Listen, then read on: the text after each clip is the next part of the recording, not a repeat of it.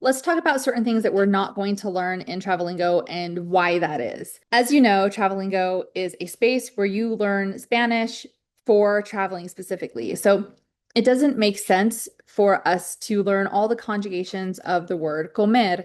Comer means to eat. And so a lot of times when we learn Spanish or any other language, we learn the infinitive of the verb that we're trying to use, and then the what is Spanish, yo como, tú comes, él, ella, usted come, and so on and so forth. But that's not how you speak in real life, and it doesn't help you when you're trying to think quickly on your feet. And you tend to go through this rigmarole in your mind about, okay, now how in the world, let me click through all my different conjugations and figure out exactly what I need to say. You only need to use essentially three different conjugations. So that's what we're going to be focusing on. You need the yo, which means I. You need usted, which means you, formal, and I'll go into that in just a little second. And you need nosotros, which means we. As I mentioned in the absolute intro lesson, there is a difference between formal and informal speak. Now, when you are saying you in Spanish, you can use, well, really, there are three forms. You can use tú, you can use vos in certain countries, or you can use usted. Now, tú and vos, they are informal. They're informal ways of speaking.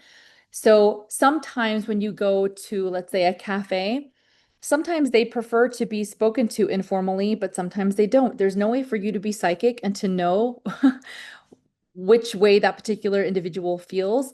And so just to be safe, you want to use the usted. And every country and every region is going to be different, and different instructors might be having a very different opinion from my own, and I respect that.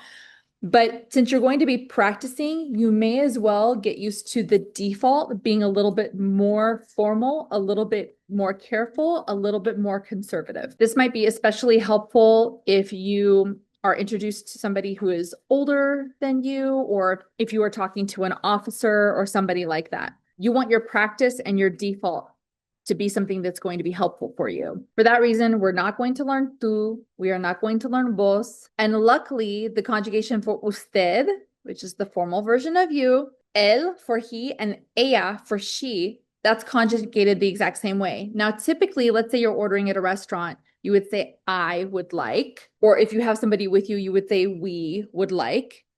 And very rarely are you going to be saying she, he, unless you're the translator in the group, or let's say you have little kids and you want to say, okay, she will have. If you don't remember he or she in the moment, it's okay. Just use we. Or you can just say I and then divvy it up amongst your party. It's fine. There's also they, which is ellos if you're talking about a bunch of men. Ellas if you're talking about a bunch of women. And I'm simplifying this. um, some people say that Spanish and all the Romance languages, that the language itself is sexist because if you have a group of women and if you have one man in there, it's ellos. You use the masculine version, but that's just the way it is. And there's no changing that, at least not right now. But we're not going to even bother with that because there's no use cluttering your mind when you're not going to be talking to a stranger about them, those people. That's just not the way that we travel. And another word you might hear is vosotros or ustedes. That's the way to say y'all. Vosotros is the informal way to say y'all in certain countries, and ustedes is the formal way to say y'all. Now, I just want to go over Voseo for the purpose of explaining what it is, and then we're going to dismiss it right away so we can move on. There are certain countries that use Voseo, which is vos instead of tú, and vosotros as an informal y'all. That doesn't exist in every Spanish-speaking country. And the reason why we're going to skip past that is because we're not learning the informal version of these things anyway. There's no reason to confuse you. The whole point of Travelingo is to simplify things for you. And so don't worry about it. Basically, if you hear the term voseo, vos, vosotros, don't worry about it. But if somebody is talking to you and using the word vos, depending on what country you're in, or if they're talking to you and your family and they say vosotros, they're trying to be a little informal. It's not a dig or anything like that. And just understand they're talking to you.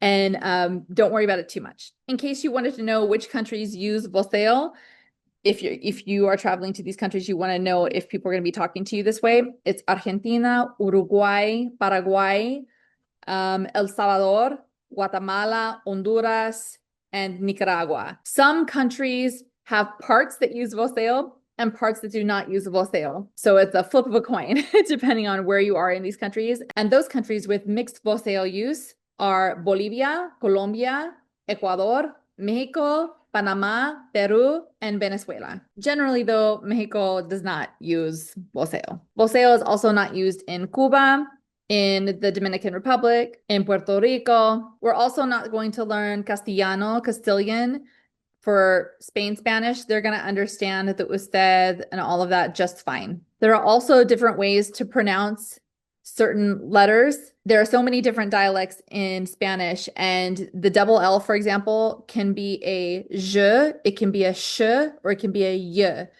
And I'll give you an example. The word amarillo. Amarillo, that means yellow. And so if you go to Mexico, for example, you can say amarillo, and the double L is pronounced with a y, amarillo. If you go to, I think it's Argentina, I think they say amarillo, like a SH, amarillo. And then in Uruguay, it's amarillo, kind of like a J in French, or like a ZH. That's the only way I can think about putting it.